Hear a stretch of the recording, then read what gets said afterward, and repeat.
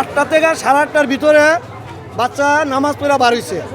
বারোর পরে তাকে খুঁজে পাওয়া যায় না, খোঁজাখুঁজি হইতে হইতে 11টা বাজে তারা যে পাশের বিল্ডিংয়ের হাউজের নিচে তারা পাওয়া গেছে।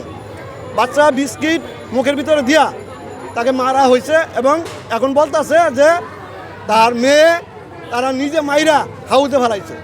বাচ্চার বয়স হলো 6 বছর। বাচ্চার নামটা জান্নাত। আমরা আলামত কোনো কিছু না, নিচে উবুতে হয়েছে, পরে আমরা তারা উড়ানো হয়েছে, উড়ানোর পরে ঝাঁকি দেওয়া হয়েছে, মুখে থেকে বিস্কিট বার হয়েছে। বাচ্চা কখনো বিস্কিট খায় না। এখন আমরা পোস্ট ম্যাডামে কী বলছে তা আমরা জানি না। এখন কিভাবে হয় এটা আমরা বলতে পারি না, এটা আমরা এখন বলতে পারবো না যে রিপোর্টটা কী আসে না আসে। দারোয়ানকে আমরা ধরার পরে ওটা আমরা জানি না, তখন পুলিশের হাতে নিয়ে আসা পড়ছে। কালকে এই পর্যন্ত আমাদের মামলা নেয় নাই। যখন আমরা বললাম যে সিসি ক্যামেরাটা আছে, এই সিসি ক্যামেরা আপনার পুলিশ নিয়ে আসে, আমাদেরকে দেখায় নাই, দেখায় নাই। তারপরে মামলা নেয় নাই।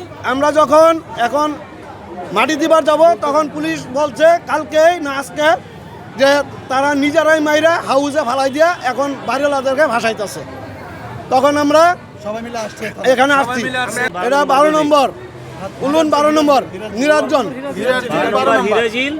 খানকা মসজিদের সামনে।